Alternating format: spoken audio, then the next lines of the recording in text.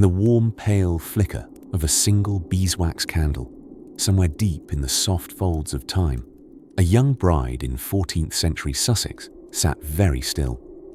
Her name was Alice, spelled Alys, because it looked more prayerful that way, and also because medieval spelling was a freestyle art form. Alice was 15, having just turned the age at which society no longer gave her bread and jam for being youthful, but rather a husband. His name was Osbert, and his face was mostly nose.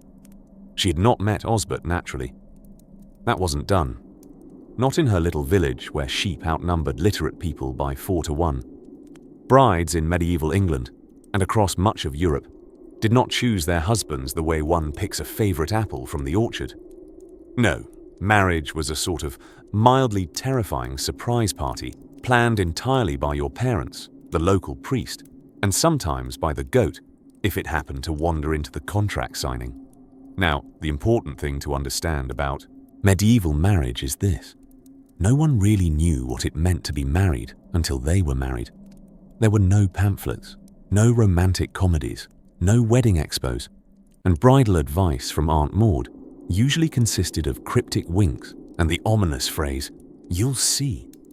The wedding ceremony itself had all the glittery joy of a tax audit in Latin. The bride would be led, emphasis on led, out of her family's house, garlanded with flowers that smelled faintly of hay and disappointment. The groom, usually older, broader, and more sullen, would wait by the church door. Not inside, not before the altar, but literally at the threshold, to underline that this was both a sacred union and a legal transaction, like buying a cow with a dowry attached. The priest would hard blink through the vows in Latin, leaving the couple to conjugate their confusion later on. And once the hands were clasped and the names mispronounced, there stood the newlyweds, joined not only in holy matrimony, but also in a dawning sense that everything was about to change, without anyone actually explaining what that meant. Which brings us to one particularly odd medieval tradition, the post-nuptial reveal, or what could gently be termed the oh dear moment. Back then, discussing anything remotely related to intimacy, affection, or emotional compatibility was considered highly improper. Even the church, who had a saint for every toenail, preferred to dance around the subject with pious choreography. As a result, many brides, sweet Alice included, learned the mechanics of conjugal life only after the ceremony, often with a look of curious alarm. It wasn't uncommon for women to sprint, yes, physically sprint, away from their new husbands on the first night, usually in horror but sometimes in confusion over where all the extra facial hair had come from. There's a charmingly grim record from 1371, where a bride in Lincolnshire locked herself in the pantry until the Easy bishop could explain, in very careful terms, what she was expected to do now and why it involved so much flannel. Lest you feel too sorry for the grooms, rest assured, many of them were equally bewildered. Remember, education was limited, and personal hygiene was often hopeful at best. The idea of romance was borrowed from troubadour songs involving knights who suffered poetically for love, usually while jousting something and rhyming badly.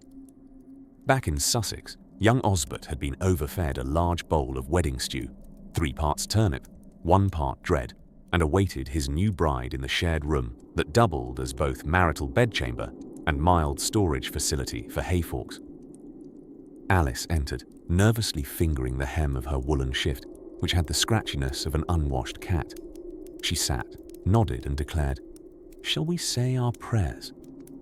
And indeed, many prayers were said that night, some fervent, some desperate, one possibly to Saint Dymphna, patron of confused young brides.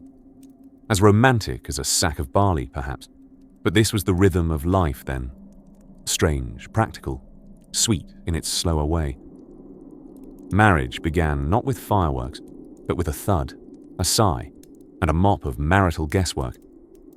And somehow, under the warm, dull persistence of shared porridge, many of those couples found a kind of home in each other. If these stories help you drift off, please subscribe to the channel. It would mean the world to me.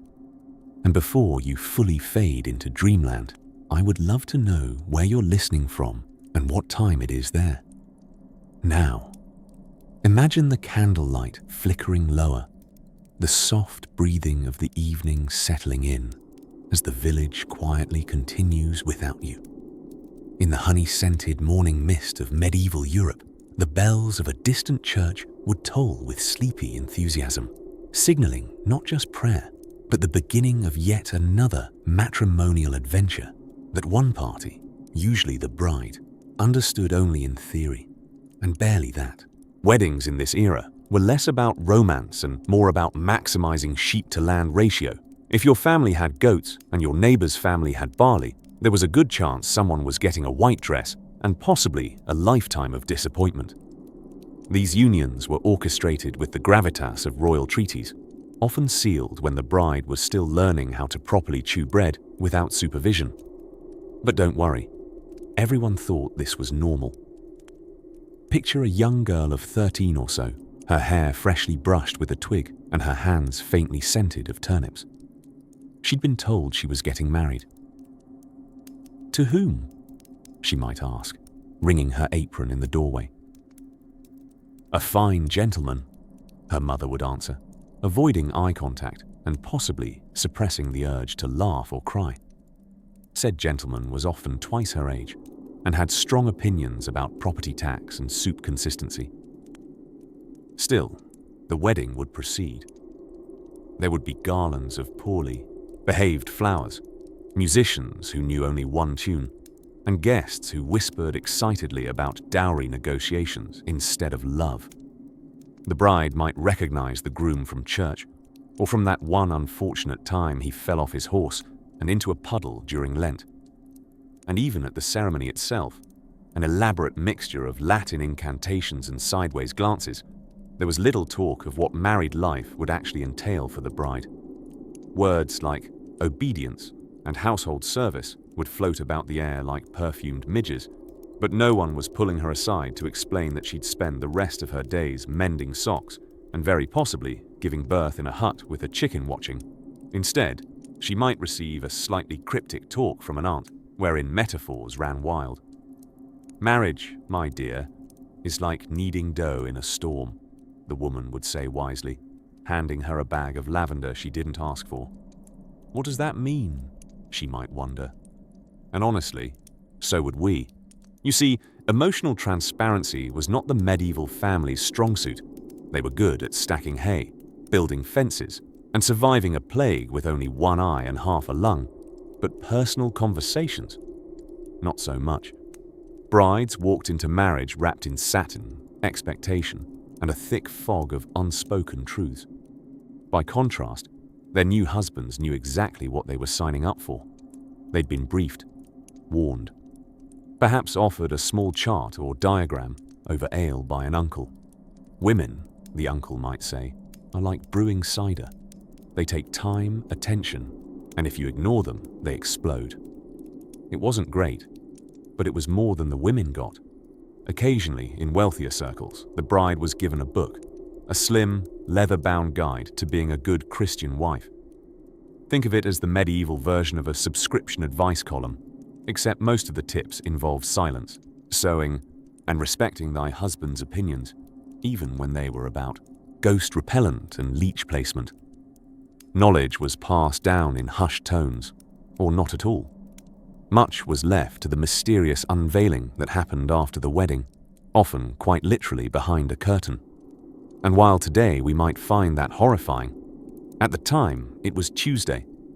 And yet many of these brides, through sheer brilliance, passive resistance, or the refined power of pretending not to hear, managed to carve out spaces of influence within the marriage. Some became chatelaines, managing entire households, estates, and sneaking in opinions during soup time.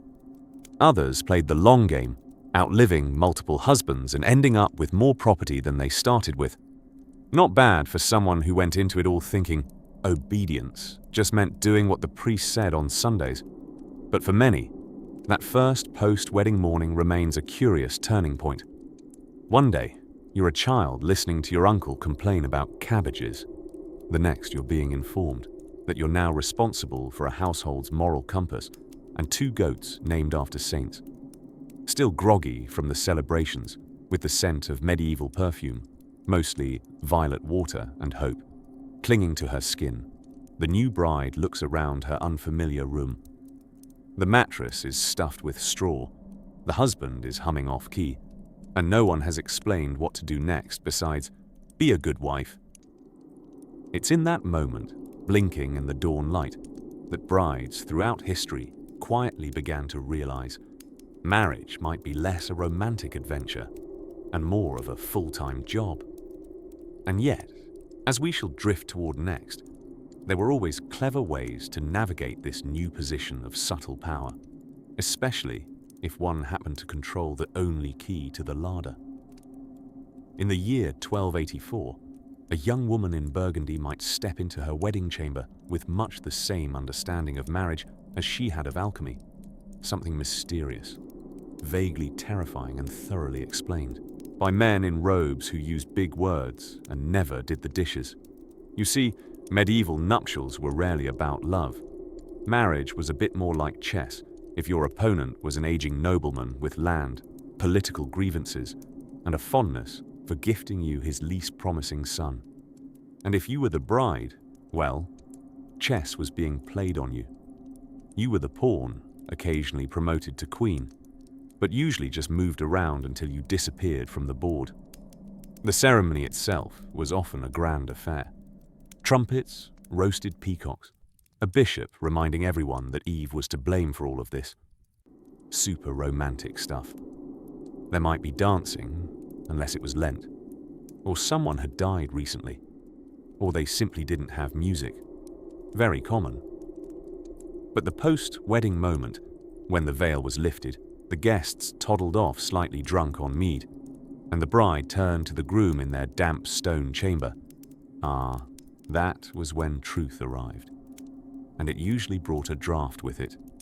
For one thing, most brides had met their husbands maybe once, and often at a distance. The 14th century equivalent of a dating profile might include one slightly flattering tapestry, an endorsement from an uncle who owed the groom money, and vague murmurs of a family coat of arms featuring something threatening, like a badger or burning sword. What it did not include was his table manners, opinions on embroidery, or how often he belched after stew. Now, consummation, that marvelously opaque euphemism, was where reality and mystery collided like 2 very nervous teenagers wearing 20 layers of linen. The church, ever enthusiastic about controlling every aspect of life, had many opinions but very few diagrams. A bride might learn that marriage meant obedience, childbearing, and praying her husband didn't die in a border skirmish. But few explained how, exactly, a speckled-cheeked lord with an unfortunate limp would assist in the childbearing effort. Educated clergy would preach about the sacred nature of marital union while quietly hoping no one asked them any follow-ups. Some older women would gently try to fill in the gaps, usually armed with metaphors involving garden tools or farmyard animals. One bewildered Italian bride was allegedly told by her aunt that her husband would plant a tree in her orchard and then spent 3 nights digging up the mattress looking for roots. And then there were expectations. A new bride might believe, foolishly, that her husband would share her interests, reading prayers, plucking a lute, perhaps gazing thoughtfully into the middle distance. Instead, she might find herself married to a man who collected taxidermied boars and explained everything twice, very loudly. Still, it wasn't all confusion and disappointment. Occasionally there sprang up something like affection, especially among couples who had both been raised to expect very little emotional availability. A wife might knit her husband's socks with only a little resentment. A husband might send for almonds when she caught a cold. Love in medieval times had to squeeze itself between duty, inheritance, and 40 saints' feast days. In wealthier households, a marriage might include the gift of a marriage chest, a beautifully carved box filled with essentials, linens, combs, and, with luck, a book of herbal remedies and possibly a small frog someone thought was lucky. Luxuries were a matter of perspective. It is said that after marriage, a woman's world shrank, her name, her autonomy, sometimes even her voice. But within those limits, clever brides carved out their space, like poets scraping verse into stone. They built bonds with servants, mastered the alchemy of soup, and trained themselves to sleep through snoring. One noblewoman in 1422 even trained a parrot to shout, "I disagree," whenever her husband lectured. She claimed innocence. The bird, she said, had spiritual convictions. So yes, a bride might have walked into her wedding with hope or optimism, or at least an attractive headdress. But by morning, she'd often woken up to reality. Not necessarily cruel, just practical, sometimes smelly. What they learned after the ceremony wasn't just about men or bedrooms or social contracts wrapped in taffeta. It was about adaptation, a wink from history, if you will, reminding them life is rarely what the minstrels sing of, but it's often far more interesting. And while that first day was filled with questions, the days that followed held answers, hidden in kitchens, corridors, and parchments sealed with wax. Some of those answers, of course, began with the grandmother-in-law. And her unsolicited advice was, as always, imminent. In some distant century, when powdered wigs and candlelit corridors were the height of sophistication, there existed a small but fascinating window between girlhood and matrimony. It was here, precariously perched between embroidery lessons and veiled ignorance, that expectations fluttered like anxious butterflies in a lady's corset. Take, for instance, the lovely yet bewildered Alice Firmley of 1738, whose marriage was arranged sometime shortly after her first proper sentence. Raised among lace doilies and the clinking of china teacups, Alice had been taught many things: how to curtsy, how to embroider a rooster with expression, and, perhaps most importantly, how to avoid looking directly at sausages in the market. But as for what actually happened after she said, "I do," complete mystery. As mysterious, in fact, as her Uncle Thomas's third wife, who simply stopped coming to Sunday dinners one month and was said to have gone herbal. It wasn't entirely that Alice didn't want to know. It was that no one told her. Not her governess, not her elder sister, not even the family dog, who seemed unusually tense whenever the subject of marriage arose. It was, in fact, a deeply whispered, social secret, one swaddled in euphemism and tightly laced bodices. The matrimonial veil was not just metaphorical, it was emotional, educational, and occasionally woolen. Custom dictated that brides should go to the altar as innocent as the driven snow, or at least as innocent as someone could be after having witnessed their cousin Margaret's disastrous foray into elopement, which involved a stable boy, a ladder, and several regrettable strawberries. Indeed, mentioning what comes after marriage was as taboo as saying pants at the dinner table. That said, not all young brides were entirely in the dark. Some possessed a vague awareness that gentlemen husbands did not merely play chess and read the Psalms in the drawing room. Thanks to housemaids with liberal tongues and gossiping dowagers who whispered with the full-throated enthusiasm of opera singers, rumors of post-nuptial mysteries abounded. There were giggles about what happened to Lady Penelope's chin eyebrows, both of which had vanished the morning after her wedding, and hushed mentions of Countess Brettleton taking up yodeling to cope. But these were fragments, foggy impressions drawn on the glass of societal silence. Concrete knowledge remained elusive. One of the more charming customs to emerge from this mass of matrimonial misinformation was the practice of giving a bride a marriage chest, or corredo, ostensibly stuffed with linens, old lace, and occasionally a book of psalms so well thumbed it served as a sort of papery panic button. Ostensibly, these chests were meant to prepare the bride for her new life. In reality, they often lacked the truly useful materials: maps, instructions, a whistle. In expectation of a life of wifely bliss, young women embroidered cheerful phrases into napkins: joy and modesty, bless this bed, and in one optimistic case, let no man pass wind.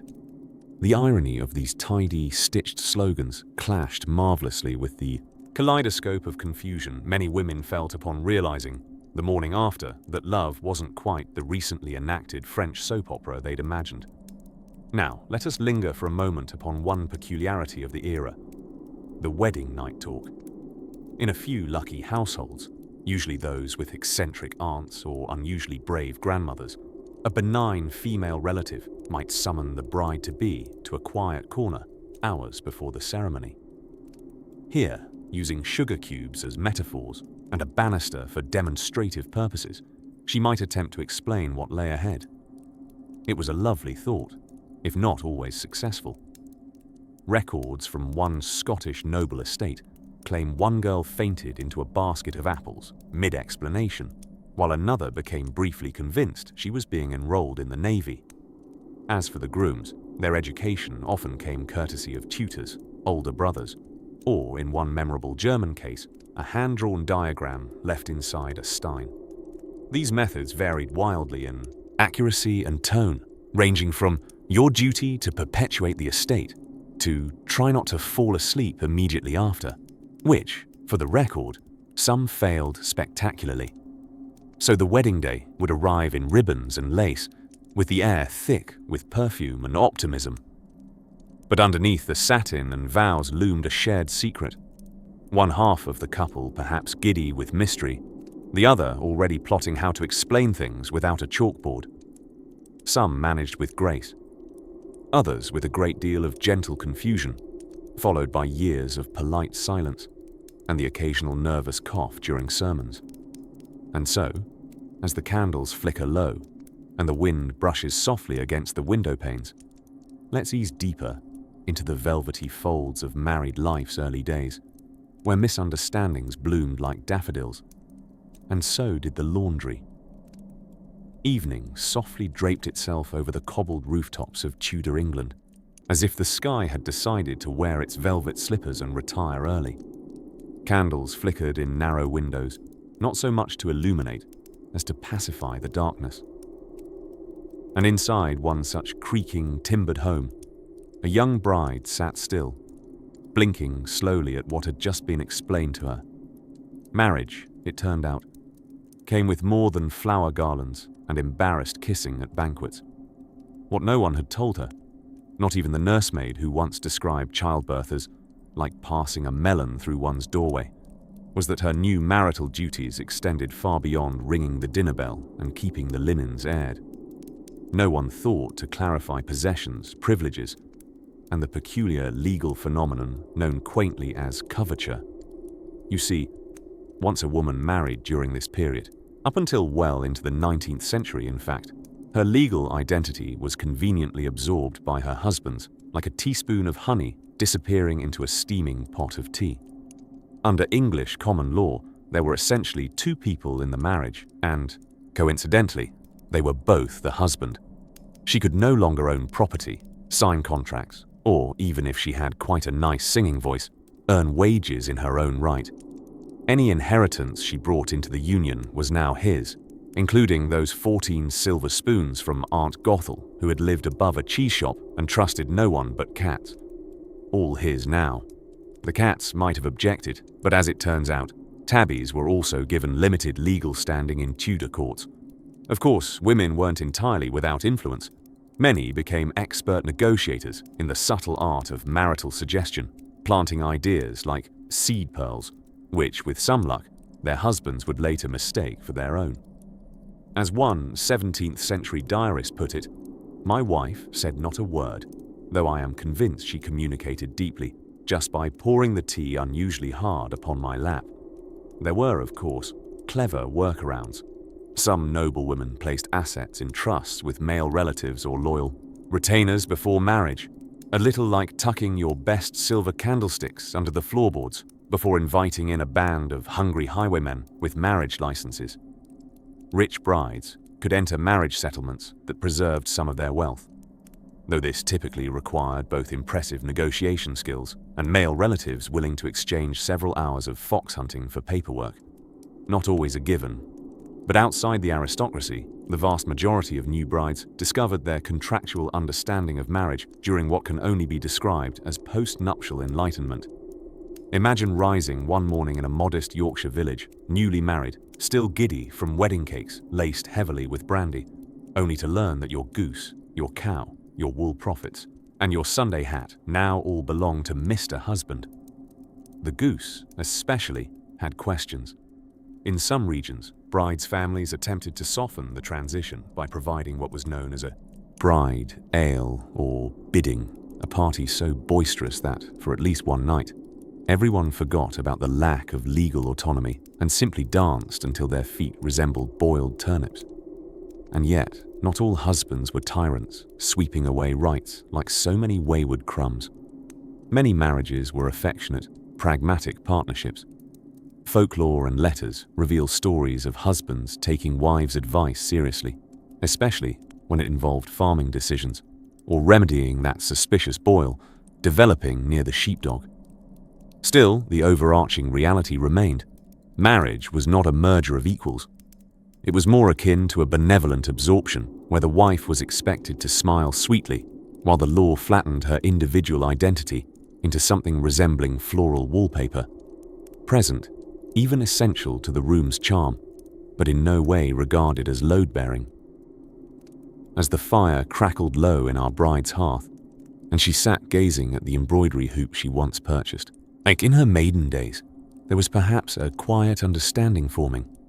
Marriage may have altered her legal status, but it would not siphon away her wits. And if history tells us anything, it's that women, across centuries and continents, have always found a way to smuggle their opinions past the front gates of power. Outside, a barn owl stretched its pale wings and swept off over the fields, just as our clever bride tucked herself beneath the covers, wool blanket to chin, wondering if perhaps tomorrow she'd convince her husband that his idea should be to let her manage the accounts. But that is a quiet revolution for another night, and just beyond the next rustling page, in the hushed stillness of manor kitchens and candlelit drawing rooms, you could often hear the soft crackle of speculation dancing through Victorian gossip like fireflies in a jar. One of the more persistent and whispered questions among young brides-to-be was this: what precisely happens on the wedding night? Because, as it turns out, the 19th century was a splendid time for lace collars, gaslighting, and repressing any scrap of useful information about human anatomy.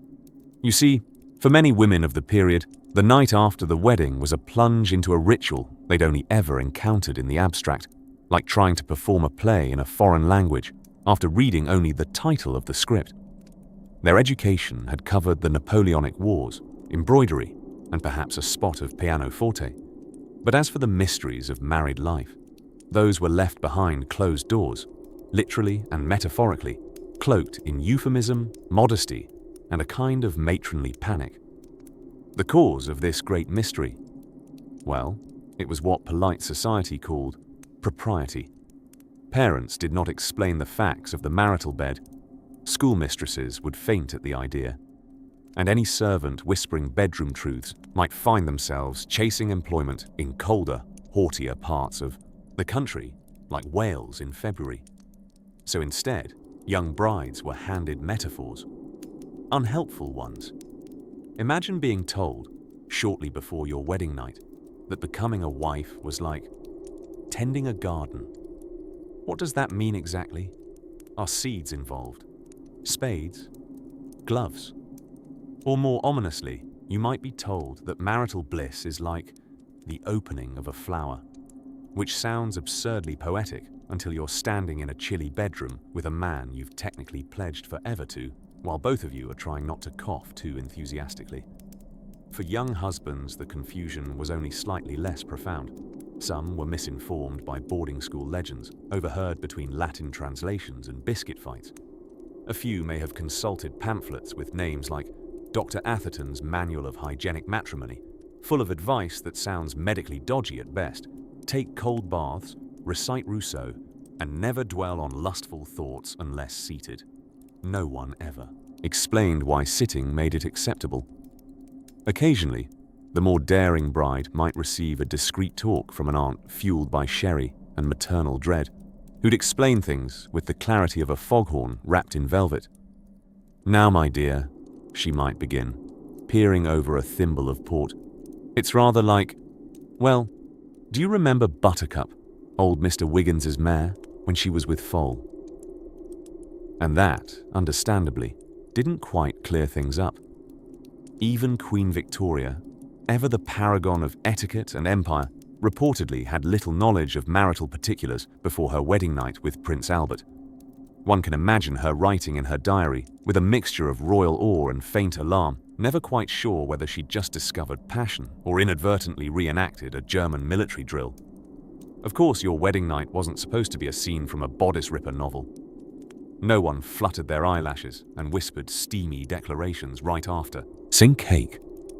The mood was more likely a blunt mixture of terror, confusion, and a slow, creaky realization that the marriage license didn't come with instructions.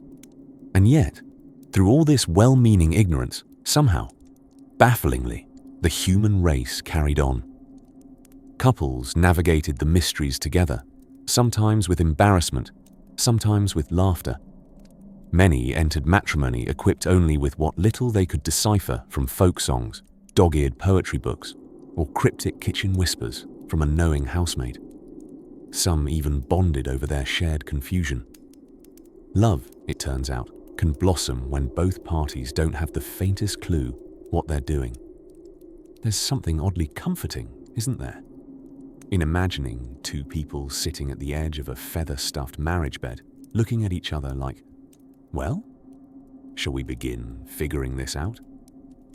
And if that wasn't enough to soothe the nerves of a bewildered bride, some Victorian husbands broke with the tradition of silence and offered their wives a gentle explanation, preferably over tea with diagrams.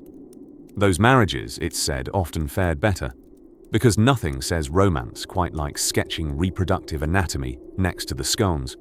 Eventually, novels and discreet newspapers would begin to hint at proper education, and the future would bring pamphlets, guides, and even matching pajamas. But for now, brides stepped into the night with wide eyes and tighter corsets, curiosity crackling in the air, ready to discover, ever so slowly, what marriage truly meant when the candles dimmed.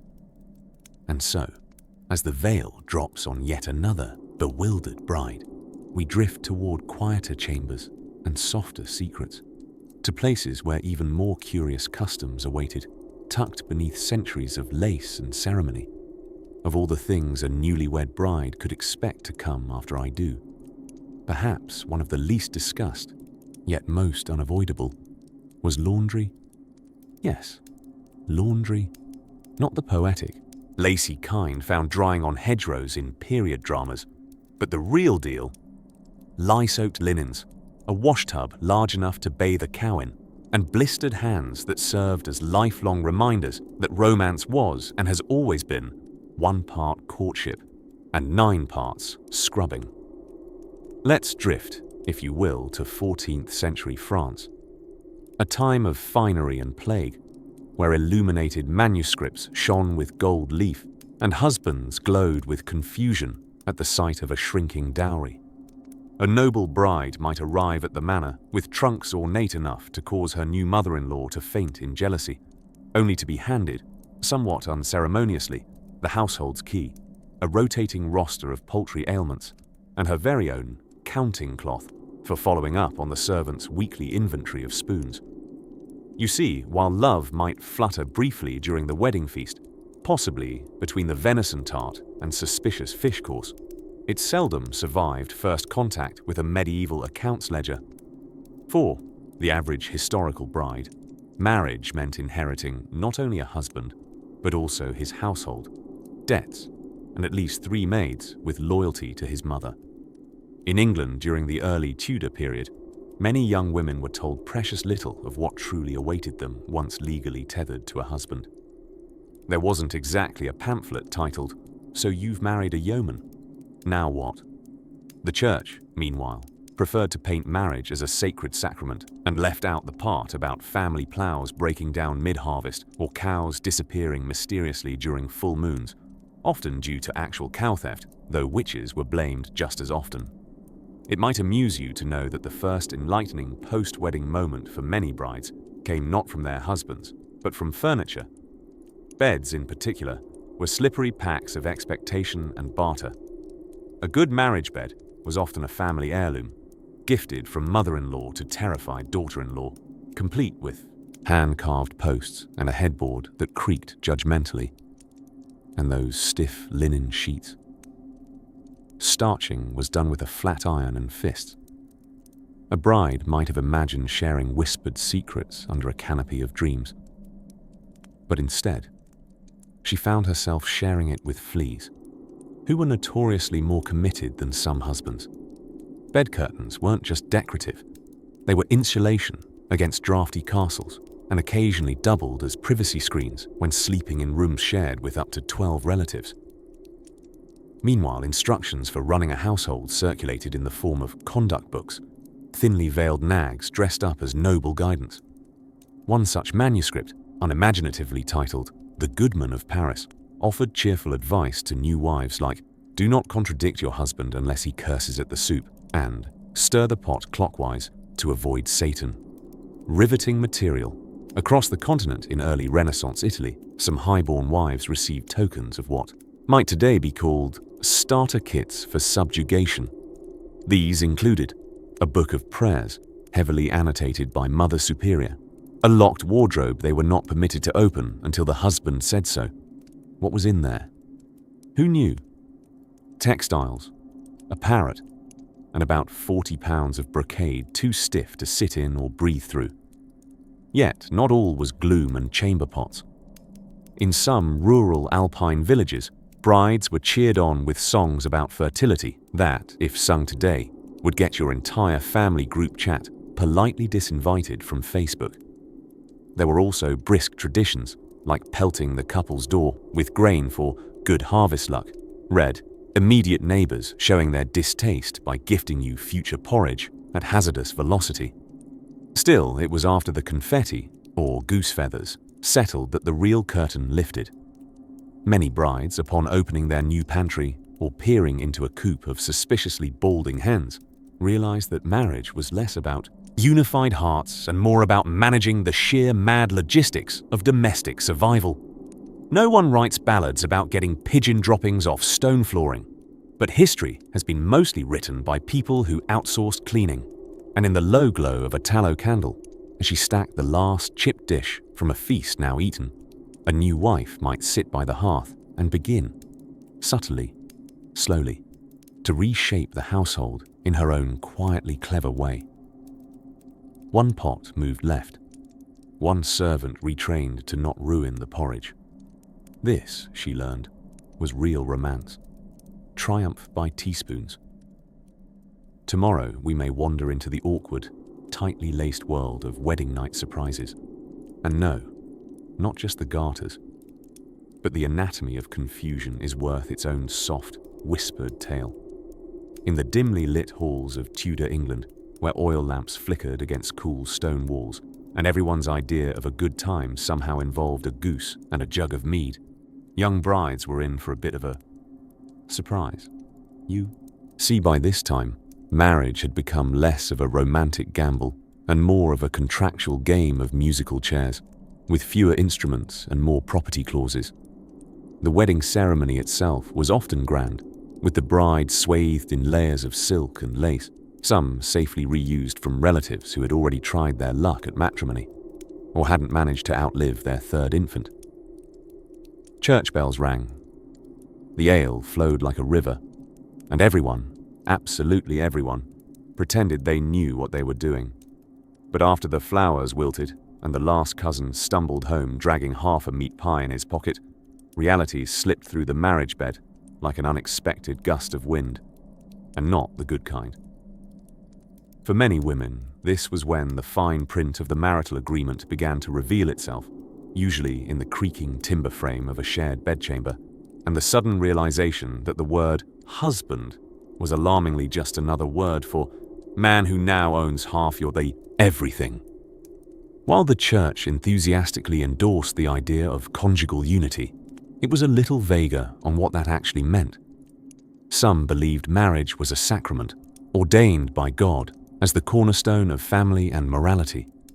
Others, Like your run-of-the-mill 16th century nobleman saw it more as a merger with legs, land with a pulse, a way to acquire a herd of cows, a new surname, and an in-house embroidery specialist, all in one go. For the bride, however, marriage could feel less like the start of a romantic chapter and more like a slightly haunted apprenticeship. It turns out that midnight whispers of eternal affection often vanished faster than a dowry chest after the vows. And while no one handed out pamphlets titled, "What to Expect When You're Expecting a Husband," perhaps they should have. Because no matter how delicately her veil had been pinned or how poetically her virtue had been praised at dinner, many a new wife spent her wedding night learning that her husband snored like a forge and expected breakfast while she was still adjusting to the concept of sharing a chamber pot. Even a woman marrying for love, elusive and rare as it was, soon faced the advent of shared domestic expectations. Noblewomen found themselves managing households the size of rural villages, milk inventories, capon accounting, linen counting, a life of genteel supervision, yes, but only if your idea of fun included 40 kinds of spoiled cheese and a tendency to misplace footmen. Peasant brides. Their experience was a rather different kind of awakening. A new bride on a small holding might have expected a tender first morning spent in her husband's arms. Instead, she often found herself knee-deep in chickens, scrubbing pewter pots with sand, and helping birth a goat, all before the cock's second crow.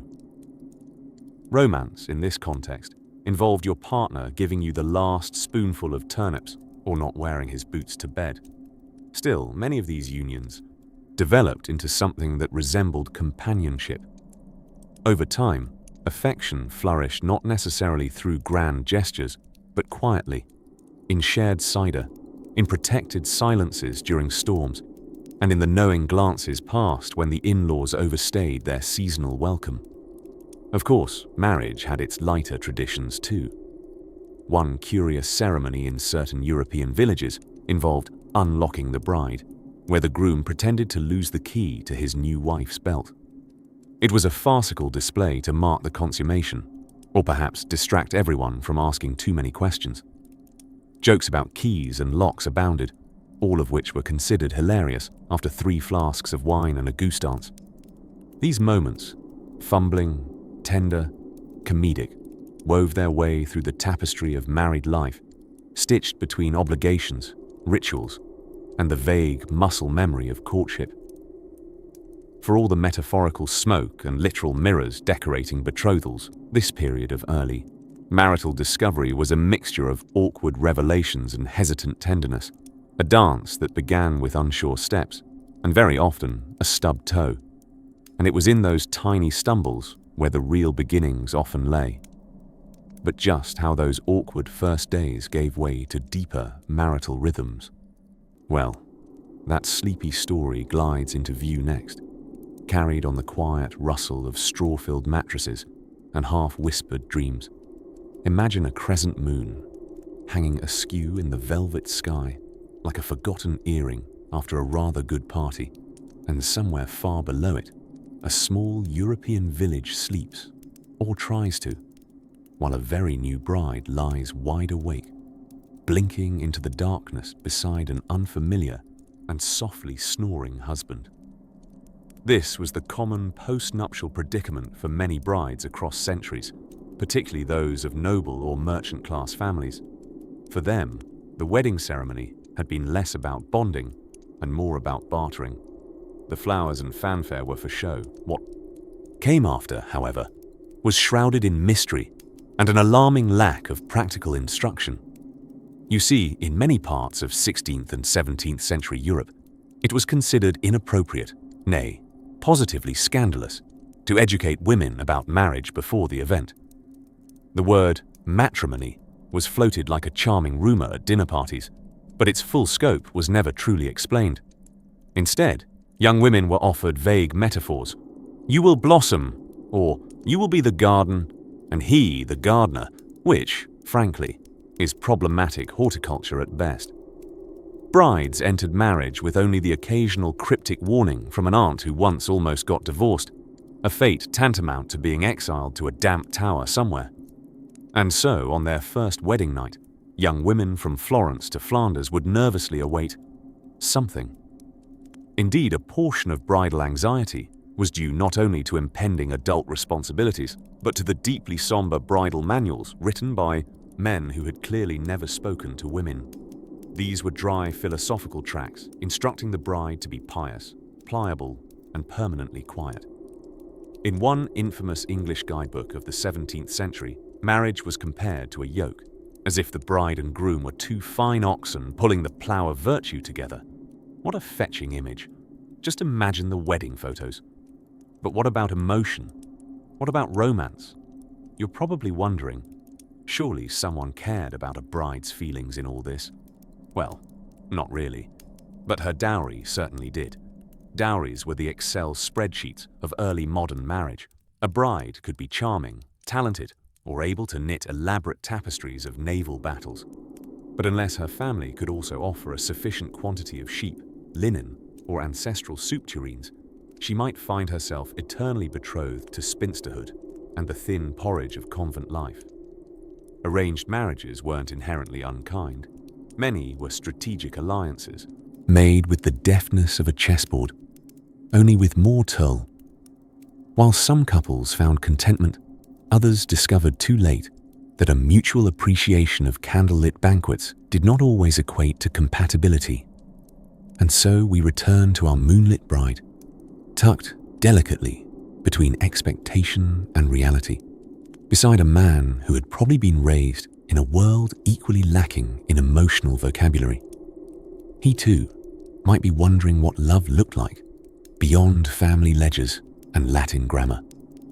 They lay in matrimonial bewilderment, often with a helpful midwife or matron stationed just outside the door. Not so much to eavesdrop, though let's be honest, that happened, but to ensure the marriage was consumer. A hymn, we'll say, off to a productive start.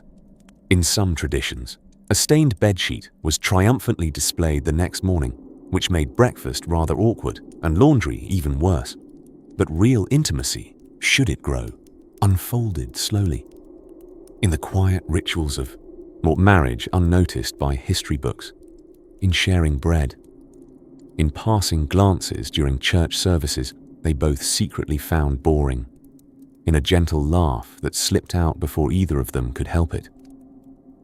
Time was the true teacher, and those brides who first stared into the dark and whispered, "So, is that it?" were not alone. Generations of women murmured similar versions of the same question, often answered only in the small, uncatalogued kindnesses that might follow. The rearranging of a shawl, a warm cup half offered, or the comfort of shared silence on a freezing winter's morning. And from these quiet beginnings sprung something wholly unmentioned in the manuals of matrimony, the rebellious notion that companionship could be chosen daily, even amid arranged futures and misunderstood metaphors. But just as marriage was inevitably a surprise for many a bride, so too were its domestic mysteries, like the laundry tub, the stove, and most inscrutable of all, a mother-in-law. Ah yes, the next frontier, but we'll wade into her world, ever so gently. Next, when the bells stopped ringing and the awkwardly polite kisses were exchanged, the real adventure often began. Not the intimate honeymoon fantasy whispered among lacemakers, but the sobering unraveling of expectations. You see, in centuries past, a great many brides discovered that marriage came with fewer sonnets and considerably more livestock management than they had been led to believe. In Tudor England, for instance, that golden age of ruffled collars and chronically suspicious monarchs, marriage was arranged with all the romance of a business merger under fluorescent lighting. Families would negotiate contracts with more zeal than affection, ensuring dowries, land, and the vague promise that the groom probably didn't have the plague. Brides, meanwhile, might be left wistfully gazing out of mullioned windows, cradling their pet lapdog, wondering if heir was meant to be pronounced like heir or error. Once wed, many young brides discovered that wifely education had skipped a few key chapters, such as, say, what to do during the wedding night. The euphemisms used by church ladies and aunties had done little to clarify things. The term consummation sounded more like a type of stew than an act of physical union, and quite frankly, no one had really explained the ingredients. In aristocratic households, some brides spent their first night being ceremonially undressed by ladies in waiting while trying hard not to trip over metaphor. The ritual was called the bedding ceremony, and yes, it was as awkward as it sounds. Close relatives, and sometimes important political allies, would walk the newlyweds to their bedchamber, utter a few hearty blessings, and occasionally tuck them in. Some even stayed long enough to ensure the deed was, as they say, in progress. Talk about family bonding. In less elevated homes, especially across rural Europe, things were not quite so ceremonious, but often just as bewildering. A peasant bride in 17th century France, for example, might have spent her prenuptial life hearing horror stories whispered behind bread ovens. Wives spoke of the vague dangers of childbirth, cunning cows and husbands who never changed their hose. But specifics, those were strictly off the table. So when the marital veil lifted, metaphorically and literally, many women blinked comically at their husbands by candlelight, uncertain whether to embrace, negotiate, or ask for a diagram. And let us not forget those unfortunate pairings where one or both parties had failed to ask even basic questions, such as, do you snore so loudly because of a deviated septum or a guilty conscience? Or, do you bathe only on St. What's-His-Name's Day? Or is that just a suggested schedule? Love, or its distant cousin duty, tended to bloom only after more pressing revelations emerged. In some medieval cases, if the marriage wasn't satisfactorily consummated, perhaps due to confusion, performance anxiety, or the sudden panic that one's husband resembled a surprised turnip, ecclesiastical courts would get involved. Monks and clerics, people whose experience in bedroom matters was mostly academic, would solemnly investigate. Evidence might include undergarments, witnesses, and mortifyingly frank testimony, all in a day's work for God and crown. Of course, some enterprising brides, not content to be mere pawns in dynastic chess, found ways to steer the marital ship. Catherine de' Medici, for instance, prepared thoroughly before marrying into French royalty. She reportedly had a collection of books on anatomy and potions, and once installed a secret network of peepholes in the royal chateau to observe courtly behavior. One must assume she learned both what to expect and what to suspect. But back among the common folk, the secrets of marriage were more domestic in scale. A bride might wake up the morning after her wedding, look over at her snoring husband, who had already claimed 3/4 of the straw mattress and one of her slippers, and think, so this is forever. And then there were the surprising joys. Unexpected laughter by moonlight, the first shared harvest, the way affection crept in, slow but sure, as two strangers slowly learned to weather life together, whether under silk canopies or leaky thatched roofs. That too was part of the secret. As the candle flickers low and the braided bread of the wedding feast has long gone stale, we find our brides quietly observing, adapting, and, in many cases, recalculating. Because when you're told all your life that marriage is a fairy tale, it's disorienting to realize you're actually living in a rather practical instruction manual with inexplicable margins and a few pages missing. Still, with a quiet sigh and a borrowed nightgown, the newlywed era tiptoed onward. And as our sleepy tale drifts into softer chapters, we'll gently follow one curious bride with her own questions, and entirely too many chickens. In the quiet stir of candlelit parlors and the rustle of taffeta skirts, there was a faint, unspoken understanding among women of a certain century, namely, the 18th one, that marriage was a door. But what lay beyond that door? That was the mystery.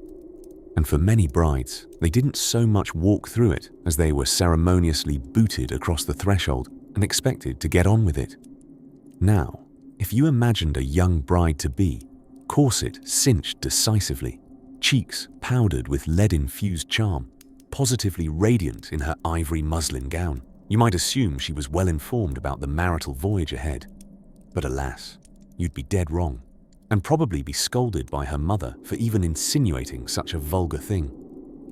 For centuries, modesty was fashionable, but ignorance, that was practically mandatory. In certain corners of polite society, the mechanics of marriage, both legal and anatomical, were deemed wildly unsuitable for female ears, even though those same ears were expected to eventually produce a fleet of children and understand inheritance law before breakfast. So, the night before the wedding often involved cryptic advice from an aunt with a single eyebrow raised and a glass of sherry half full. Just be agreeable, darling. What did that mean? Well, that's precisely the point. No one explained. Being agreeable might have meant accepting a husband's fondness for chess, or managing his gout powder schedule, or more likely, enduring the shock of discovering what marital relations entailed at all. And if a new bride happened to shriek with surprise upon solving that particular mystery, well, that was considered part of the nuptial growing pains. In 18th century England, for instance, formal sex education was unheard of, unless you counted whatever gossip trickled down from older siblings, or in rather more desperate circumstances, a poorly drawn woodcut tucked inside a smuggled French novel. Of course, if the bride grew up with governesses and pianos instead of pigs and washing tubs, she might not have any clue that babies didn't arrive via heavy sighs and monogrammed napkins. Their knowledge of anatomy might extend as far as their own elbows, and perhaps the dashing rake in her favorite romantic novel, who, if the book had any decency, would never describe the particulars.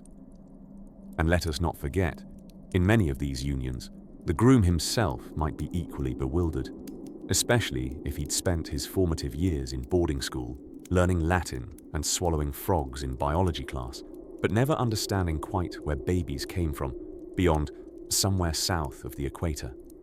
Sometimes the only one with any grasp of practical matters was the housemaid, who, due to her proximity to the goings-on of the upper class and the less ceremonious parts of town, knew more about human anatomy than anyone dared admit. Quite tragically, she was never consulted. There are recorded cases, deliciously scandalous if you're into that sort of thing, where marriages remained entirely unconsummated for weeks or even years, simply because neither party knew what was meant to happen. One unlucky couple from Hanoverian England reportedly spent 2 years painting landscapes by candlelight and discussing poetry. Each assuming married life was mostly about taking turns ringing the butler for tea.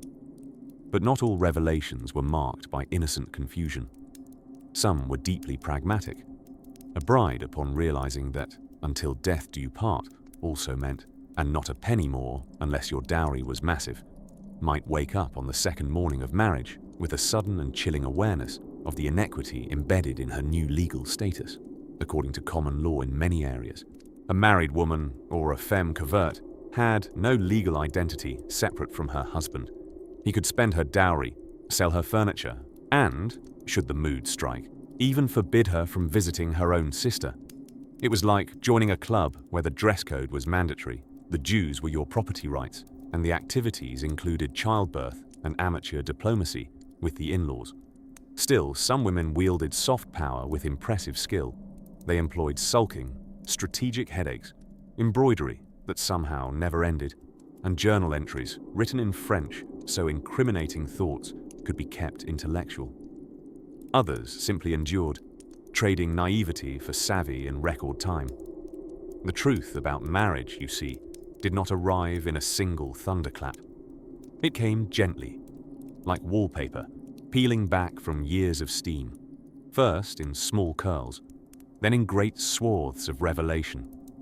And just as a newlywed might finally understand why Aunt Margaret gifted her that oversized, inexplicably sturdy candlestick, history always has one more secret folded behind the lace trim, just out of view, but beginning to emerge.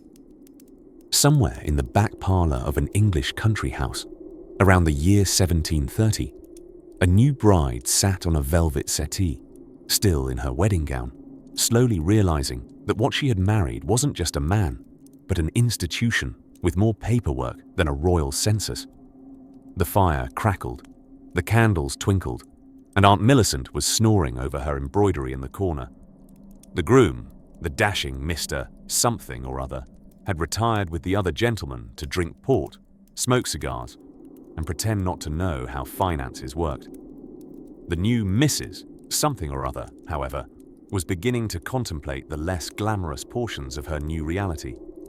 She had been schooled in harp and French, trained to flutter a fan with enough subtlety to convey both affection and disdain, and informed by various governesses and great-aunts that marriage was the most respectable lottery ticket lady might hope to win. What no one seemed particularly keen to mention was that, legally speaking, she had just become something of a decorative appendix to Mr. Something or Other's bank account. This wasn't unique to her. Oh no. Up and down the countryside, newlywed brides were finding out in the quiet hours after the cake that the ink on the marriage license also acted as an invisible contract, transferring all their property, wages, if any, inheritance prospects, and even the flocks of geese Aunt Millicent had promised them directly to their husbands. Under the cozy cloud of coverture, the cheerful name for a very uncheerful legal doctrine, a married woman's legal identity was said to be covered by her husband's. It sounded rather like a warm blanket, but in practicality, it meant she didn't exist in the eyes of the law. Couldn't sign a contract, couldn't own property in her own name, couldn't sue or be sued. She existed, yes. She was there, in the drawing room, arranging flowers, but legally speaking, she had vanished. And yet, people did try to warn the young brides in their own roundabout way.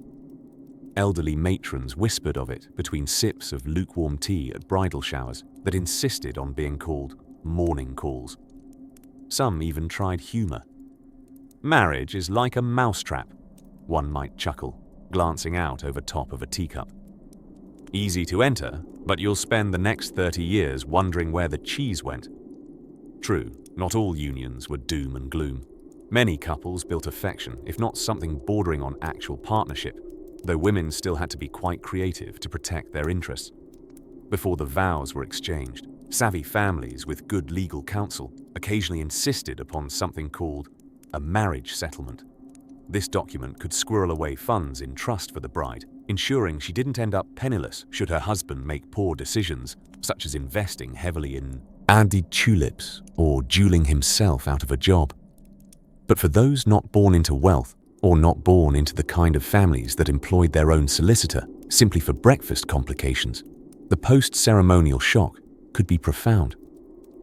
One rather charming example comes from 18th century Spain, where a young bride reportedly asked 3 days into her marriage whether she was now allowed to walk to the market by herself. When told she'd best have a male escort, lest she disgrace the household, she simply stared at the chicken in her hands and said, "Then he better start learning how to shop for produce." Back in Britain, women frequently inherited problems they didn't know existed. A new wife could find herself responsible for her husband's debts, even if she'd never heard of the gambling den where he'd lost half the estate to Lord Bumbledown over a dice game and 2 bottles of claret. Worse yet, if she attempted to leave such a husband, she'd soon find that custody of the children belonged almost entirely to him. Because naturally, what a chronic debtor really needed was exclusive access to the nursery. And yet they endured. They found quiet ways to create pockets of control, in friendships, in salons, through satire, and slow whisperings of reform.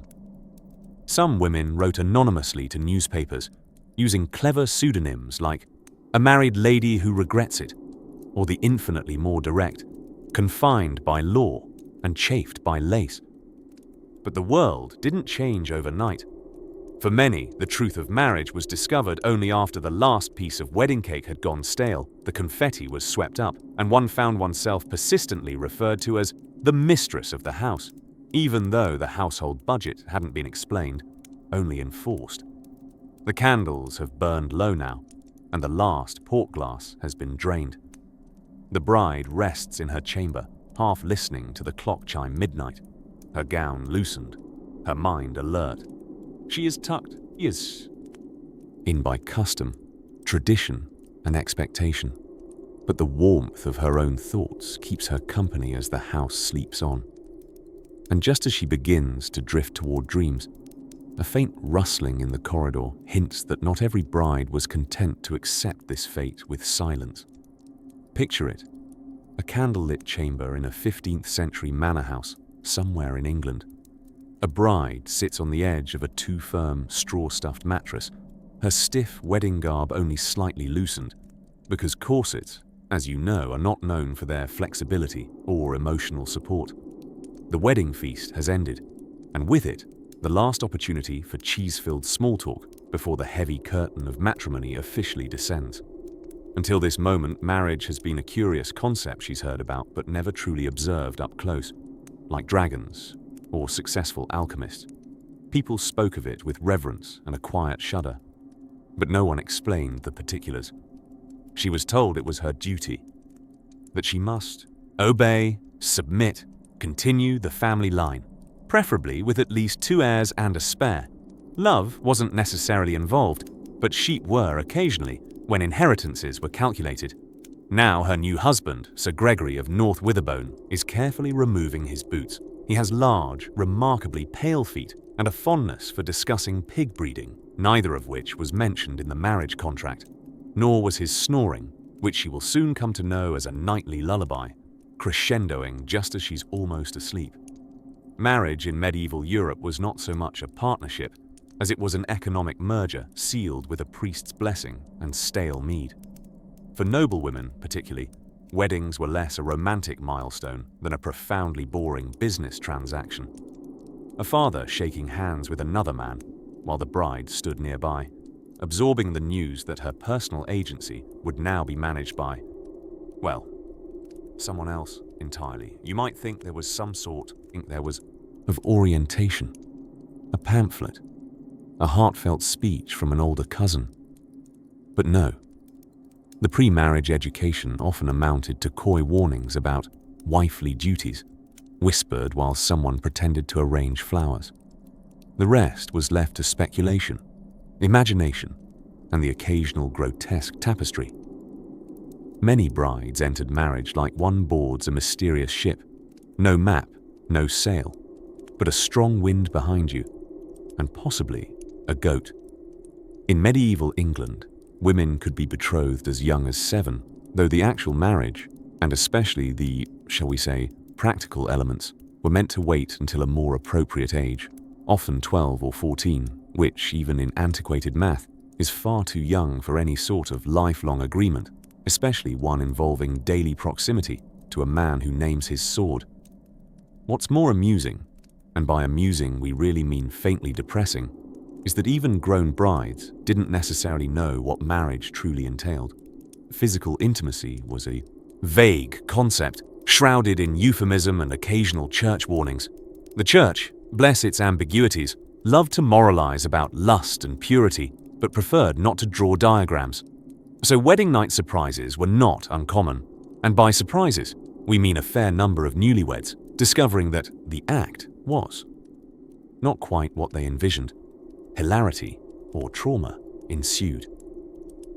Records include various priests being approached days later by bewildered wives wondering whether what just happened was supposed to happen, or if their husband was inventing some sort of pagan dance. But not every bride recoiled in horror. Some, quietly and privately, took charge. They asked questions. They listened. They adapted. Human beings are naturally curious creatures, and marriages, when not suffocated by societal burdens, offered moments of genuine companionship. A small corner near the hearth where, occasionally, laughter entered alongside the evening bread. Back to our bride of the evening, Lady Isolde, who, on first glance, appears dazed but not defeated. Sir Gregory talks, bless him, at great length about turnips and the church roof. Isolde nods thoughtfully. She has no idea what he's saying, but she's already developed a survival tactic wherein she imagines herself in a field of lavender. It does wonders. it would be weeks before she came to understand the delicate ballet of household politics, the advantage of complementing her mother-in-law's embroidery, the unspoken power of managing the kitchen accounts. She might not have signed up for all this, but as she'd soon learn, beneath the restrictive layers of silk and society, even a married woman could find ways to wield her own secret empire.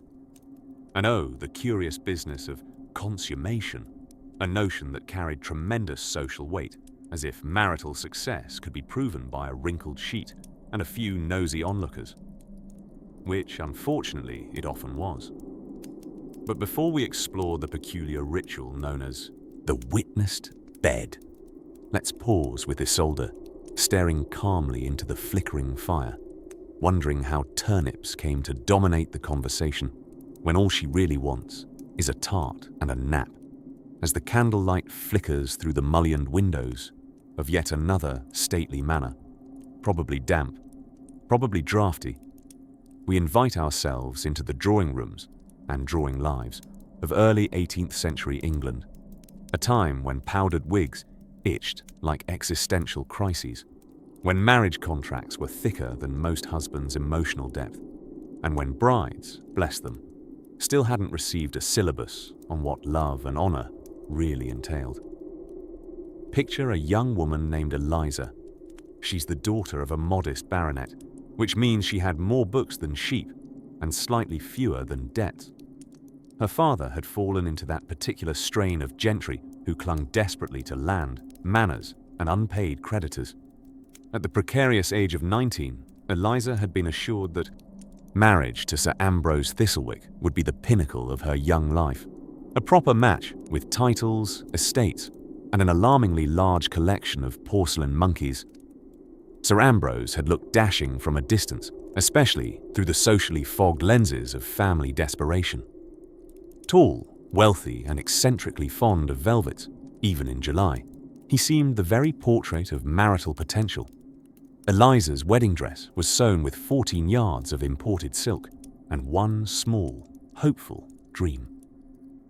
The ceremony was simple.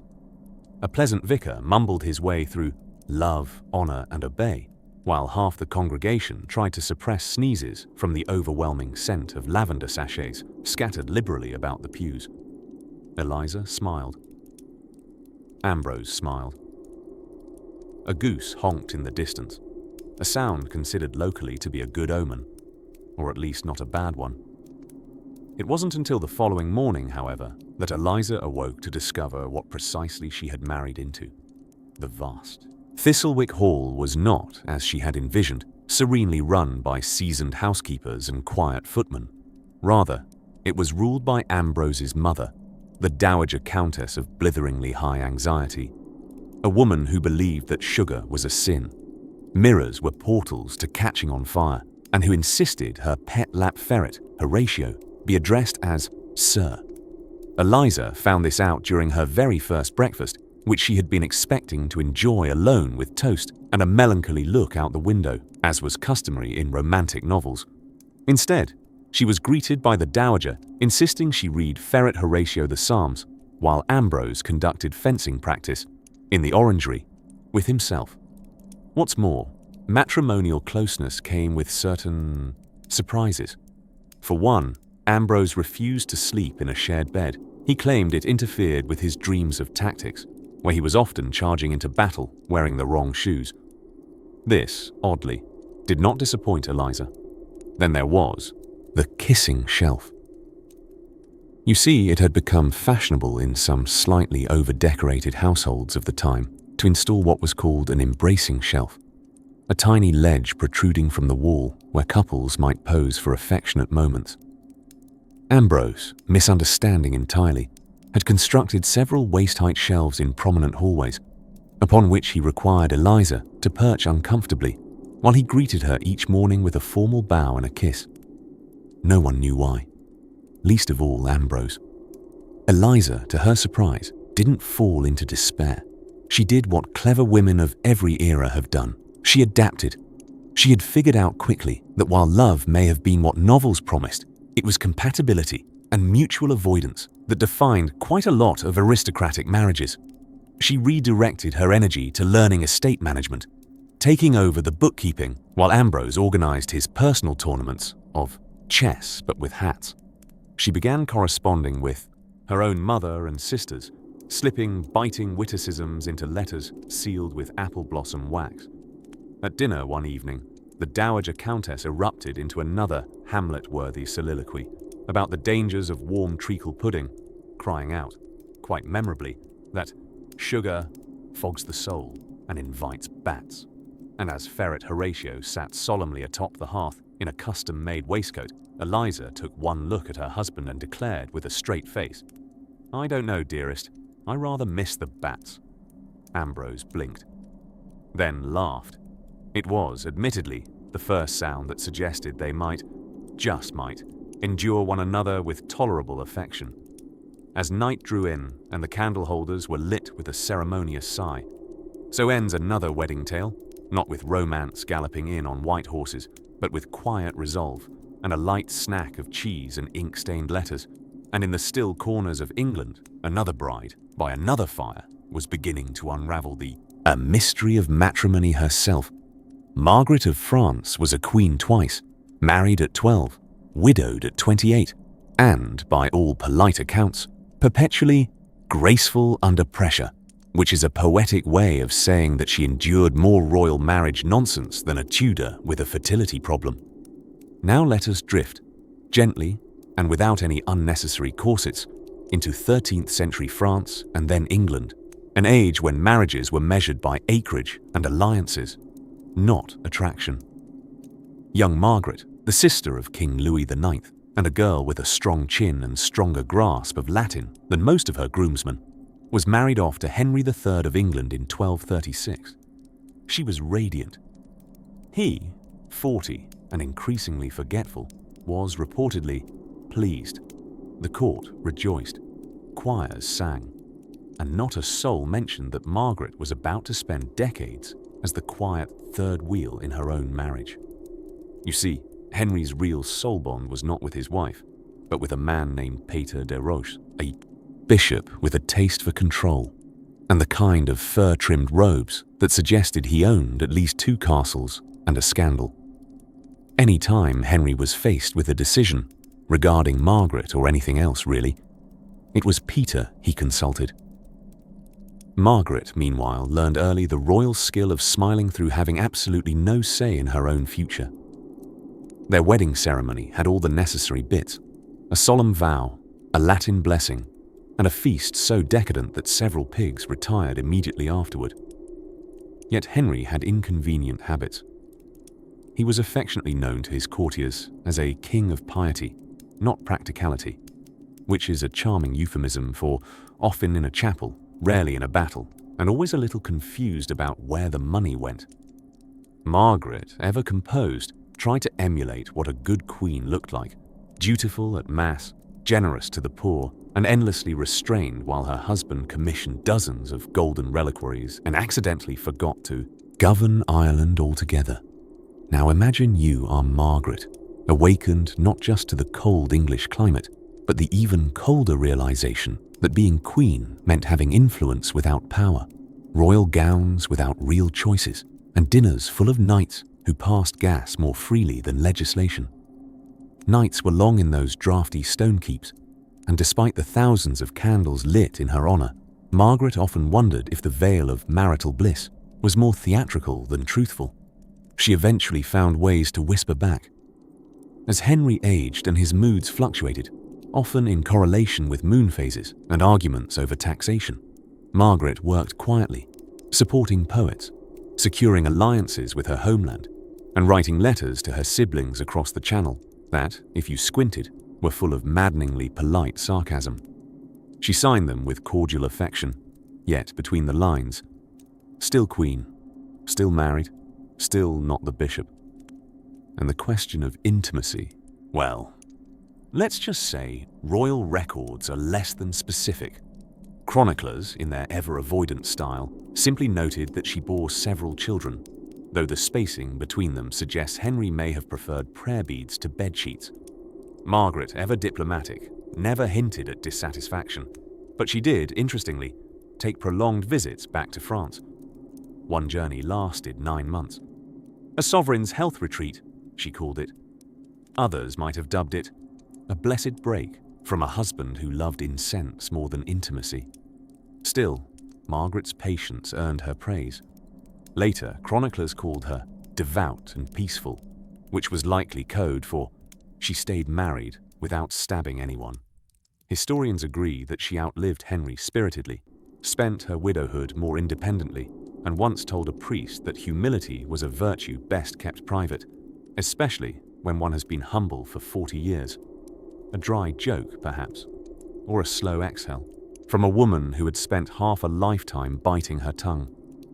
And so we turn the candle down another notch, watch as the smoke curls like a medieval eyebrow, and allow our thoughts to float toward another marriage, another bride, and yet another ceremony, where the dance floor promised more than the marriage bed delivered.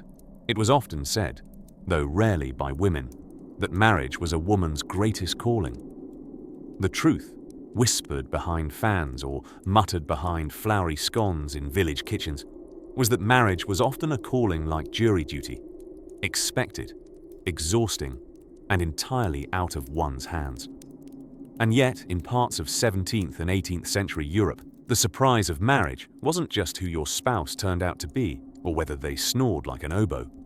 No, for many brides, the true shock came not at the altar, nor even on the carriage ride home, but in the bewildering days post-ceremony, when vague nods toward wifely duties took on detailed, somewhat sweaty realities.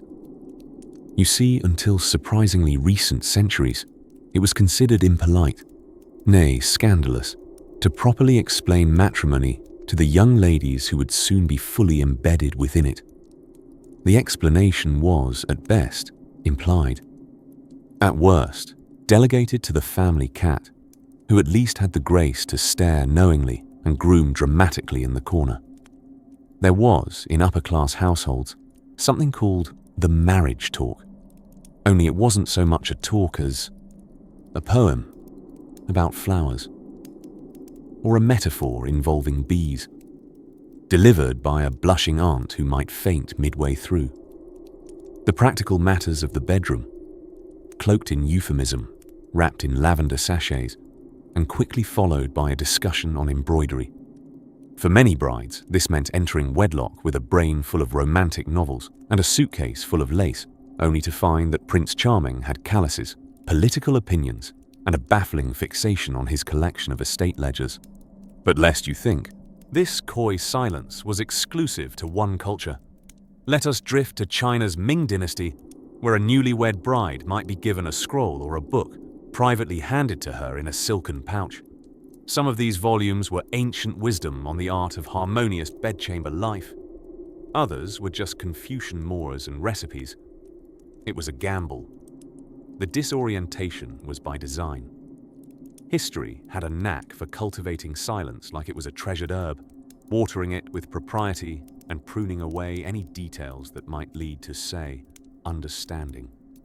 And this, dear listener, leads us now to one of the more humorous arrangements of the past, the ceremonial wedding bed inspection. Popular in some medieval and Renaissance courts, this surreal spectacle involved a third party, often a mother-in-law or noblewoman of the court, ensuring the marriage had been thoroughly celebrated. Yes, witnesses, supplied by duty and wholly reluctant curiosity, would sometimes peek in on the sheets the next morning, searching for signs that the bride and groom had, in formal parlance, reached phase 2. This wasn't a gesture of perversion. It was politics, inheritance, property rights, and it was all conducted under ruffled bonnets and crisply ironed sheets. There was, for instance, a delightful arrangement in 15th century France where noble families might employ an introduitrix, a sort of intrepid chaperone who ensured the couple not only found the bed, but used it according to family expectations. These brave souls were paid handsomely and slept very little. It was courtly, awkward, and probably involved a lot of clearing throats strategically for dramatic effect. Meanwhile, in Tudor England, the bedding ceremony included parading the couple to their chamber under a veil of song, food, and tipsy encouragement. Gentlefolk would escort the pair and then, with the solemnity of a Shakespearean farewell, withdraw, leaving new spouses alone, embarrassed, and about 30 seconds from making small talk about the weather. Funny, really, how so many societies manage to invent elaborate procedures for getting people into marriage without ever bothering to include a guidebook for what happened after. And perhaps, just perhaps, this was all part of the plan. If marriage is a leap, better not to stare too long at the murky water below. Just jump, with lace on. Still, as new brides across continents settled into unfamiliar homes, married to still stranger men, they found resilience. Quilts were stitched, routines were formed. And over time, in whispered corners and candlelit kitchens, women began to pass along their own kinds of wisdom. Prayers, recipes, cautions, tricks, and the occasional scandalous truth no one else dared say aloud. But history, ever the sleepy librarian of human folly, had more chapters yet to leaf open, especially in households where the bride discovered that marriage came not just with duties or surprises, but with contracts, some even involving a goat. That's a tale best unfolded on our next gentle drift through time. It was a peculiar thing, the marriage bed, especially when one had never heard of it until after the vows had been exchanged, the cake somewhat tasted, and the in-laws thoroughly judged. The transition from the lace-trimmed illusions of engagement to the clumsy choreography of cohabitation was often swifter than the horse that carried the bride away from the church, veil trailing like a misplaced theatrical curtain. In England during the 18th century, many young women arrived at matrimony wrapped in layers of silk, organza, and confusion. The birds and the bees, it turned out, hadn't been very forthcoming. In fact, they'd flown the coop entirely. The realities of marriage, bodily, emotional, and financial, hit with all the grace of a cannonball wrapped in lace. Daughters were taught to stitch, curtsy, host a tea, and sometimes, in very progressive circles, to play an instrument badly. But what awaited them behind the chamber door was left mysteriously blank. Like the middle chapters of a novel their mothers refused to read aloud. One 1770s etiquette book, blissfully obtuse, recommended that a young lady should seek to maintain an expression of placid delight upon her first nuptial eve. The author, presumably a man with a vast imagination and a very limited understanding of human expressions during surprising physical feats, suggested that words shall not be needed if blushing decorously. If you're wondering exactly what was meant to unfold on that all-important wedding night, so were they. There are many smoothly embroidered accounts from new brides who, having endured the ceremonial kiss, been paraded past cousins, and fairly drowned in lavender, arrived at their new homes only to be gently, and sometimes rather shockingly, introduced to the facts of physical intimacy by their new husbands. Accounts range from sweetly comedic bumbling to bite your fist, awkward. One bride, Lady Millicent Perdue, wrote in her journal in 1791, "I feared he was ill, undressing with such urgency. But once we're in bed, he began explaining his intentions with a certain enthusiasm. I laughed. I shouldn't have." Now, you might think this ignorance was a symptom of rural, less educated families. But even the aristocracy, with their libraries, tutors, and excessive candles for nighttime reading, managed to shield their daughters from nearly all marital realities. The idea, of course, was to protect innocence, as if knowledge might smudge the fine porcelain of a respectable girl's character. Meanwhile, young men were introduced to carnal wisdom by a complex network of older cousins, hunting lodge visits, and the occasional terribly uncomfortable pamphlet handed off with a wink.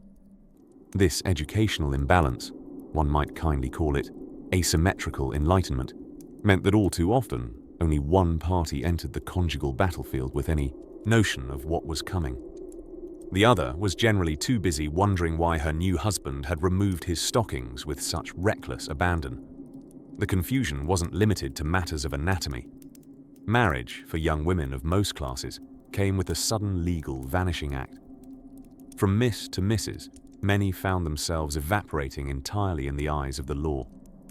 A doctrine called coverture meant that, legally speaking, husbands and wives were the same person, and that person was the husband, a real bait and switch with rings instead of receipts. So while one day she might have been managing a family estate, paying household accounts with brisk efficiency, the next she found herself needing her husband's permission to purchase a hairbrush. Love might be blind, but the law, it seemed, was willfully deaf. Still, not all was dreary. In some corners of Europe, notably in Scandinavia and parts of the Low Countries, there was a bit more sensibility to the situation. A few mothers, scandalously progressive, took their daughters aside to explain what was about to occur, albeit often using metaphors so botanical and oblique that the poor girls emerged more frightened by the idea of tulips than anything else. Yet in the grand tapestry of historical marriage, these comic miscommunications were stitched alongside warm discoveries, private compacts, and newfound friendships. Many couples, even those beginning in perplexity, grew to understand and even love one another in their own slightly awkward, lamplit ways. And as the candle stubs burned lower and the sheets grew soft with time, the mystery of that first night faded into a routine, only occasionally interrupted by more pamphlets, suspiciously gifted by well-meaning uncles. As dawn approaches beyond heavy curtains and the house murmurs into silence, we now drift toward another whisper in history's bedrooms, where secrets rustle not just in words, but in wardrobe drawers tucked with ribbon-wrapped sighs by the time a young lady found herself veiled in lace and laced into expectations. There remained one more secret waiting like a plot twist in a Georgian novella: the post-wedding phase, otherwise known as being married. Yes, the actual marriage part, that enduring afterward to the main event, was often an exotic land encountered only after vows had echoed into the rafters and the champagne had warmed. And for many brides of yesteryear, what came next was less happily ever after and more, "Oh, I see." First, there was the matter of bedding ceremonies, a phrase that sounds quaint unless you were the one being escorted to a squeaky bed frame by a mob of giggling housemaids, already slightly tipsy from the wedding feast. In medieval Europe, and lingering into the 17th century, it was customary to observe, quite literally, the consummation of the union. The newlyweds would be led to their bedroom, sometimes with local dignitaries in attendance, like it was an episode of some taboo reality show. The priest might bless the bed, the guests might pinch cheeks and let ribald jokes fly like pigeons in a courtyard. And then finally, the curtains were drawn, if they were feeling merciful. Surely, nothing says romance like your in-laws standing at the foot of your bed with a candle and mild expectations. But don't fret. The practice of public bedding faded eventually, relegated to the history books, and possibly the more obscure corners of community theatre. As we move into the 18th and 19th centuries, married life finally earned some much-deserved privacy, though it also gained a new complication: etiquette. Etiquette, that delicate art of making small domestic moments utterly insufferable. Did you know, for instance, that in Regency England a wife was expected to stand when her husband entered the room? Not clap or curtsy, thankfully, just stand, acknowledging his arrival like he was a minor visiting duke, and not simply the man who routinely left his socks by the fire. Men, for their part, had their own rigid codes, though they mysteriously never involved learning where the forks went. Now, a common bride's revelation, post-vows, was this: she might have inherited not a partner, but a project. A gentleman who'd seemed wildly romantic when reciting sonnets might, upon closer inspection, prove to be a mumbler who didn't know how candles worked. The mysteriously brooding fiancé became, in the marital light of day, a man who mispronounced boeuf bourguignon and still consulted his mother about socks. And speaking of mothers, marriage, in many cases, meant marrying into an extended family of opinions. Our young wife might find herself gently elbowed by aunties with views on everything from her bonnet's plume length to her method for folding sheets. Especially in Victorian households, with their symphony of rules and moral dams, even discussing certain marital topics was taboo. Many brides, in fact, were sent into matrimony with less understanding of conjugal matters than a suspiciously chaste goose, which made for some, shall we say, eye-opening wedding nights. Diaries from the Victorian era and earlier are gently peppered with entries like, "My husband explained things to me," or "I now understand what is expected," or simply, ominously, "It has happened." These were not cries for help. They were whispers of a great unveiling, both metaphorical and sometimes alarmingly literal. Even into the Edwardian era, misinformation and maternal euphemism shaped the average bride's expectations. A girl might be told she must bear her wifely duty as though it were an allergy, unpleasant, inevitable, and best not discussed in public.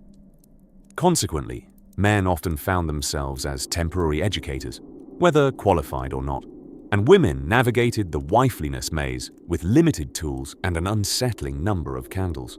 Yet for all the awkward beginnings, many couples grew into a quiet companionship of mutual tolerance, matched gardening gloves, and eventually shared grandchildren who would never know their gran once fainted at the sight of a bedpost. Marriage, for most, settled into routine. Tea at 4, silence at 7, a soft understanding at all hours. And while the wedding may have been the crescendo, it was the quiet, uneventful days that wove the real story. The mornings of mild conversation, the evenings of matching slippers, the contented knowledge that neither party knew quite where the forks went, but both were willing to look. And so, with the candles sputtering low and your mind meandering gently through parlors and petticoats, we drift onward to consider a peculiar household tradition that often surprised brides after the vows had settled and the washing up had begun. The year was 1617, and if you were a young bride in rural France, there was a fair chance you were currently learning that marriage included not just the excitement of laced corsets and dowries, but also an inordinate amount of livestock responsibility. Yes, with the candlelit romance came goats, and with goats came smells. In fact, most post-nuptial surprises were less about scandal and more about manure. Marital expectations in these earlier centuries were not typically talked about over tea. There was no matrimonial orientation class before the vows, no handy pamphlets on what to expect when you're expecting to be someone's legal property. You learned everything on the job, and that included the shocking realization that your new husband's idea of an income was lending out his neighbor's plow and hoping no one asked questions. Now, it's important to understand that for many women in medieval and early modern Europe, their ideas of marriage had been shaped less by romantic poetry and more by whispered half-truths from older sisters, occasionally interrupted by religious warnings about sowing discord and other vaguely threatening moral metaphors involving pigs. A bride might be told that her husband was a good catch because he owned 3 oxen and had most of his own teeth. She might not be told, however, that his previous marriage ended only because his first wife had accidentally fallen into the well after arguing about how often he bathed, which was once per harvest, and that only because of a thunderstorm. These were the sleeping secrets of the ceremony, that the fine shoes he wore to the wedding would be replaced the next day with shapeless leather flaps tied with twine, that the warm gallantry would dissolve like a sugar cube under an unexpected rainstorm of chores, debts, and the constant sound of chickens plotting a coup outside the window. Let us not forget, though, that not every marriage was a tragedy disguised as tradition. Some were more like an elaborate piece of performance art that lasted for 40 years. Take, for example, the curious case of the left-handed marriage in 17th century German aristocracy. In these arrangements, a nobleman would marry a woman of lower social rank, but their union would neither confer title nor inheritance. It was a sort of emotional loophole for men who wanted companionship with someone the nobility deemed unsuitable. It was love, bureaucratically constrained. This was the sort of fine print a bride usually encountered after she'd already selected an embroidery pattern for the marital bedspread. A bedspread that, come to think of it, occupied the same room where the entire extended family would sleep, and which was also dangerously close to the fireplace, where someone's uncle brewed dubious healing tinctures involving goose feathers. Oh, and remember the wedding feast. Roasted meats, honey cakes, fiddling until dawn. That was funded by the bride's dowry, which, in a great many cases, was immediately handed over to her husband, and occasionally used to settle the debts from his previous attempts at goat racing or investing in ill-fated salt mines. In the British Isles, the concept of coverture was quite popular, a legal doctrine specifying that upon marriage, a woman's legal identity became fully merged with her husband's. To put it less gently, she ceased to exist in the eyes of the law, a disappearing act worthy of any magician. Her property, her wages, even the spoons, legally all his. Congratulations, madam. You're married, and now you're invisible. Still, there were women who navigated these opaque realities with an admirable mix of wit and silent rebellion. Some found subtle power in running households, managing estates, even dabbling in what could be called proto-accounting. A few brave souls wrote letters, so many letters, outlining their frustrations and occasional joys. These letters would go on to quietly shape what we understand about love and disappointment in a world full of duty and goats. The truth, it seems, was that brides learned marriage was less a fairy tale ending and more a peculiar beginning.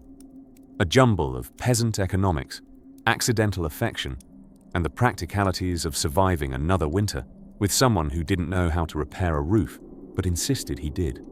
So the candles would be snuffed out, one by one, and the new bride would lie there in her shared bed, understanding at last what the older women in the village had meant when they said, "You'll see, dear." And soon, she did. Now, as shadows lengthen across the thatched rooftops and the cows settle into their strangely judgmental stares, we drift onward, not quite snoring, just curious, toward the next chapter in the oldest social contract that never quite came with an instruction manual.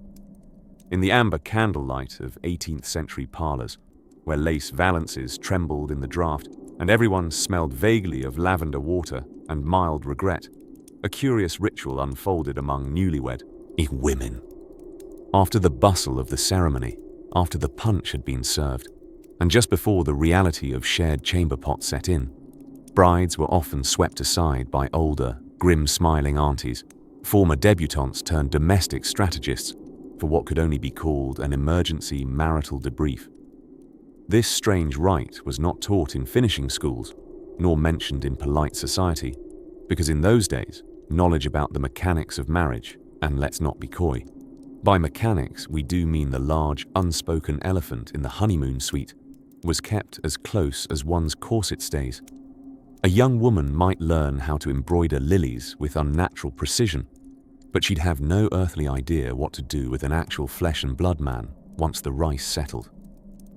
Imagine, if you will, a young bride named Lillian, 17, delicate as a tea biscuit, dressed in French whispered silk, and clueless as a goose at a fox auction. Her groom, 34 and mostly mustache, had been chosen by her father for having a respectable income, 3 horses, and only one visible wart. The ceremony was a whirl of opera gloves and veiled ambition. But later, as Lillian perched anxiously on the edge of a canopied bed, contemplating the phrase conjugal duties like it was a cryptic Latin riddle, her Aunt Rosalind burst in with the practiced air of someone who had outlived 2 husbands and all sense of delicacy. "Darling," Aunt Rosalind whispered, practically knee-deep in petticoats, "you're about to encounter certain truths." Lillian blinked. "Truths?" Rosalind shut the door with a click that sounded conspiratorial. "Yes. What your husband is about to do isn't madness, or witchcraft. He's not broken. He is simply a man. And it's rather like trying to park a horse carriage in a broom closet. Awkward at first, then you just get used to it. This may sound horrifyingly vague to modern sensibilities, but believe it or not, this was considered helpful. Though not everyone had an Aunt Rosalind, many brides simply had to learn through tears, trial, and whispers muffled by lace fans and crumbling reputations. In many upper-crust homes, marriage was viewed less as a romance and more of a transfer of assets with upholstery. Love might happen, of course. It was allowed, like dessert. But it came strictly after alliances had been secured, dowries counted, and heirs optimistically imagined. As for enjoyment of the nightly proceedings, that was not considered the bride's domain. Her job was to stay quiet, stay still, and ideally, produce sons who would one day also approach marriage like an Excel spreadsheet in human form. And yet, lest we believe all newlywed nights were glum exercises in blindfolded surprise, there were exceptions. In warmer climates, with more relaxed customs and fewer layers of undergarments, instructions sometimes came in the form of folk songs or cheeky embroidery. In parts of rural Italy, for instance, brides were given small hand-painted tiles depicting suggestive fruits and vegetables, pears, plums, two hilariously entangled eggplants. You get the idea. Meanwhile, a Flemish embroidery found in a museum in Ghent depicts a wedding night scene in ridiculous detail, featuring a feather bed, a very startled-looking bride, and a faintly apologetic-looking rooster perched on the windowsill. Historians have not been able to fully explain the rooster. Despite all the stumbles, the confusion, and the echoing silences that followed matrimonial bells, some couples managed to discover tenderness amidst the awkwardness. They learned, slowly, that marriage was less a grand romance and more of a bewildering partnership involving shared goose grease, mild mildew, and the occasional heartfelt glance over porridge. And just as one bride found herself certain she'd never understand anything at all, Aunt Rosalind, or someone very like her, might return the next morning with a same curiously triumphant air, leave a tray of weak tea and stronger wine, and murmur simply, "Survived. Did you? Good girl." Which brings us ever so gently to the next peculiar chapter in this quilt of historical courtship, which involves bathwater, betrothal tokens, and an unfortunate misunderstanding involving goats. By the time the 19th century meandered into its latter decades, Victorian brides in England had risen to a strange sort of ceremonial stardom. They were porcelain paragons on parade, more draped than dressed, and inspected like delicate exhibits in the Museum of Marital Opportunity. Society's expectations hovered thick in the air, like the scent of lavender sachets and subtle patriarchal oppression. But once the bells stopped ringing and the confetti was swept away, many a bride was gently, or not so gently, nudged from fairy tale to fact check. Now, enter the husband handbook, unofficial and completely unpublished, but universally understood among Victorian males of a certain mustachioed order. It read something along the lines of, "Once married, you shall now possess a live-in laundress, letter writer, childbearing enthusiast, and social ornament, all bundled into one petticoated package. Congratulations. Victorian etiquette books, those delightfully dusty tomes that seem to breathe in rosewater and breathe out restriction, told young wives vague nothings about post-wedding life. Pages were filled with tips on folding gloves, keeping one's voice under 3 decibels, and never speaking of one's husband's failings, even when those failings included turning the drawing room into a gentleman's pub at 3 p.m. on a Tuesday. And then there was the matter of the wedding night, spoken of in such hushed tones and nervous giggles by maiden aunts that it turned into something altogether mythical, not unlike encountering a dragon or using the word leg in public. Some young women believed, in all solemnity, that babies were formed by merely sleeping next to a man and thinking positive thoughts. Others were so terrified by whispered rumors that they considered fainting a perfectly reasonable wedding night strategy. Let us remember that formal education for women at that time rarely wandered bravely into subjects below the collarbone. A bride might know how to embroider a goose, but not how to identify a goosebump. Anatomy was for doctors, artists, and a few deeply uncomfortable moments during childbirth. Given this environment, sexual enlightenment was less a candlelit lantern and more of a flickering candle half submerged in a vat of blush. One classic resource for nervous new wives was The Book of Household Management by Mrs. Isabella Beeton, a pioneer of domestic science who, bless her corseted soul, wrote with stern authority on everything from soup to starch. But even Mrs. Beeton, that oracle of boiled mutton and moral fibre, only hinted at marital intimacy with a wink, so subtle it bordered on Morse code. And then, just when a young wife had finally learned her husband's schedule, which often revolved suspiciously around the armchair and the brandy bottle, she was expected to produce heirs. Not just one or two, but preferably 5, to bolster the empire and keep the family name safely afloat above the turbulent waters of mortality. Contraception, of course, was considered vulgar at best, a papist plot at worst. The rhythm method was popular in theory, as long as nobody kept time. Matters of consent were murky. Legally, a wife could not deny her husband, not his supper, nor his touch.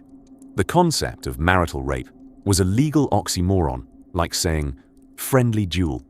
In England, Sir Matthew Hale famously declared in the 17th century that a husband could not be found guilty of raping his wife because, through marriage, she gave herself to him, permanently, like a book with no return policy.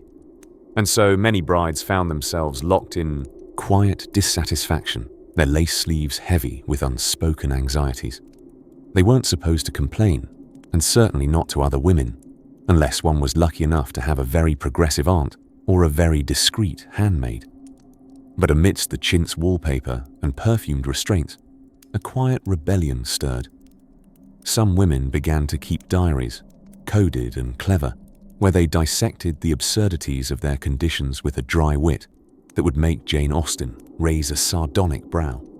In London, salons, hushed conversations gave way to snorts of laughter and shared stories. A wife would nod slowly and say, "Ah yes, the mystery of marriage," and her companions would nod back in knowing solidarity, as if they'd all seen the same disappointing play with a very enthusiastic lead actor and a poorly written script. And though the law remained sluggish, the century tiptoed toward change. Feminist thinkers gathered ink and courage. Reformers whispered louder. The uncomfortable, lace-bound truths that brides discovered after the ceremony began to be spoken aloud. But what if we turned the page across oceans this time? While Victorian brides were mastering the tightrope of docility and disillusionment, their American cousins were wrangling moose hides and moral codes on the other side of the Atlantic, a land where matrimonial surprises came with prairie winds, powdered biscuits, and occasionally a Colt revolver. Let's follow them there. In the cool hush of late evening, when even the village geese had put aside their complaints for the day and drifted into feathery sleep, the glow of candlelight still flickered in one small reading chamber, a room where a newly married noblewoman sat hunched over parchment, squinting at something called The Duties of the Housewife, which might as well have been titled 1,000 Ways to be Blamed for Everything. Centuries before Dr. Phil or even dear agony Aunt Edna could lend advice, women were left to decipher the mysteries of matrimony one awkward discovery at a time. And the medieval instruction manuals weren't much help. They were written by monks, bishops, and an occasional dry-jowled uncle who had never done a load of laundry in his life. Of course, none of these guides warned that, for instance, after marriage, your money becomes his holdings, your opinions become dangerous ideas, and your mother's advice is now a source of disharmony. Yes, the moment a bride stepped over the threshold in her new home, her new life, it was as though she had unknowingly agreed to a lifelong game of charades, acted in a costume made of linen, obligation, and an ever-growing laundry list.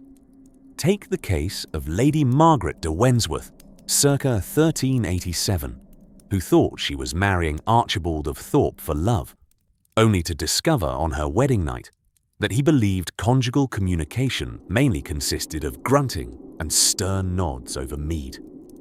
Their first conversation as man and Wife was a debate about whether dogs should sleep on the bed, and Lady Margaret, unused to court politics, found herself outvoted by both the husband and his prized mastiff, named Geoffrey. Margaret, clever as she was, soon learned that her true marital duties included cheerfully accepting whatever improvements Archibald made to the manor house, including digging a moat, which soon became a mosquito swamp, and installing a bell system so confusing that even the servants had to use semaphore with the curtains.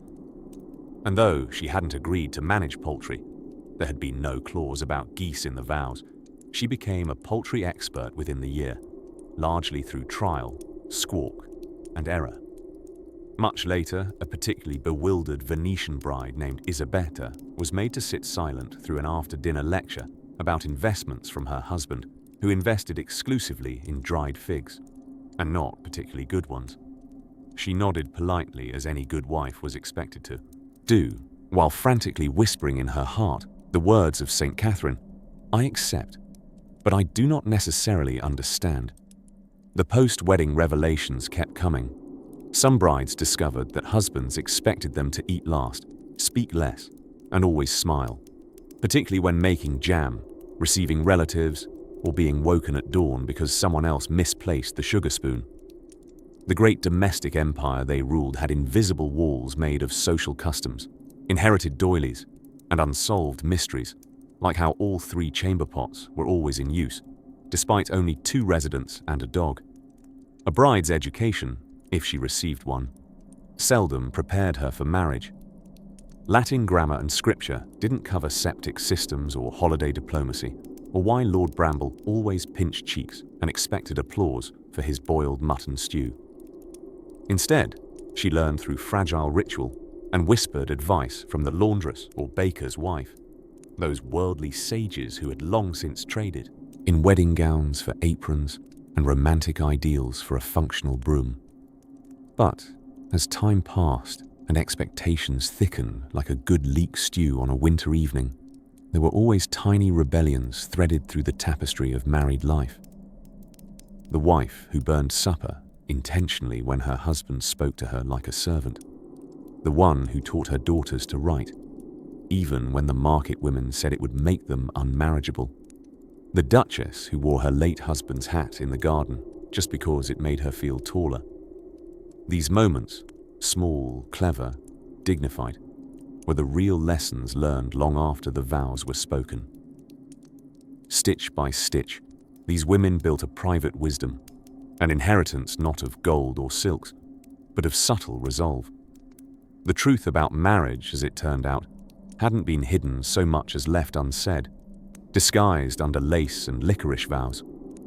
But now, with the candle burning low and the fire murmuring secrets to itself, the story of these quiet discoveries drifts easily into the dark, unraveling just enough to whisper, there is more yet to find, and more laughter tucked softly between the lines. In a lavender-washed century, when ladies were veiled in mystery and gentlemen stitched waistcoats with egos the size of minor European duchies, there existed a particularly curious postscript to marriage, that moment after the I do, when the bride learned precisely what she'd done.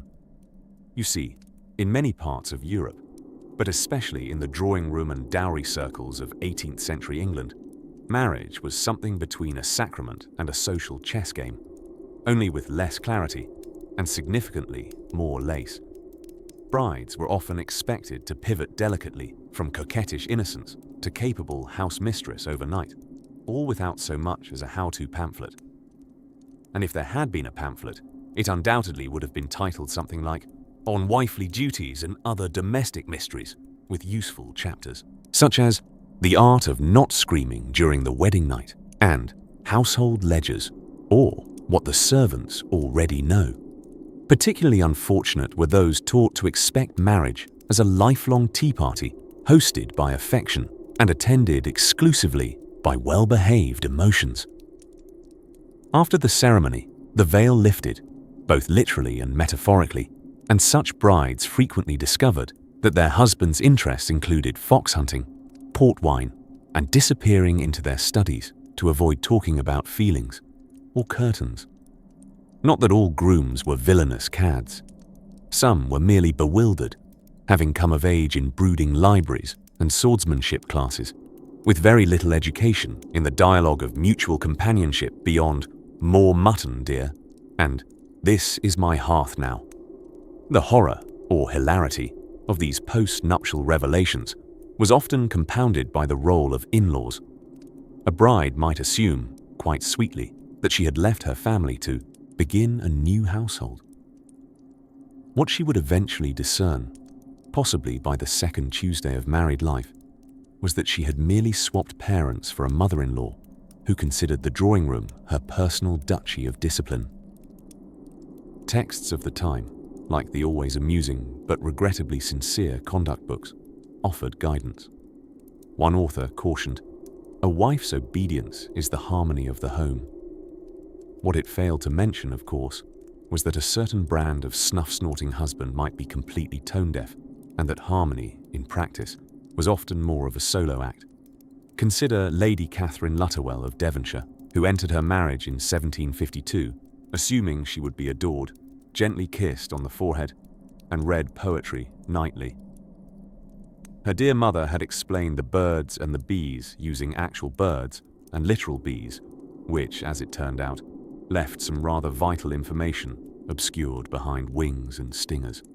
The morning after her wedding, Lady Catherine discovered that her new husband, Lord Ambrose, was not in fact fluent in Elizabethan sonnets, but was wildly passionate about mineral collecting and rarely spoke when not identifying feldspar by texture alone. To her credit, Lady Catherine adapted. She learned to categorize rocks, developed a fondness for silent breakfast, and eventually diverted her energy into founding a charitable society for epistolary excellence. 2 years later, she published Letters to a Matrimonial Novice, a painfully honest volume that shared helpful advice like, "When your spouse takes no interest in conversation before noon, speak to the cat." Some were luckier. In certain regions of Scandinavia, it was customary for engaged couples to spend supervised time together before the wedding. And by supervised, we mean with a chaperone sitting exactly one room away, armed with creaky floorboards and the threat of a report to the pastor. Even so, couples managed, through coded embroidery, sneaky notes passed beneath bannock tins, and long walks during which they were allowed to speak precisely twice, to share a vision of their life to come. Occasionally, that vision even vaguely resembled what actually arrived. But in societies where brides were treated as delicate soap bubbles until marriage, and then expected to become weatherproof tents overnight, the disillusionment was as inevitable as it was dramatic.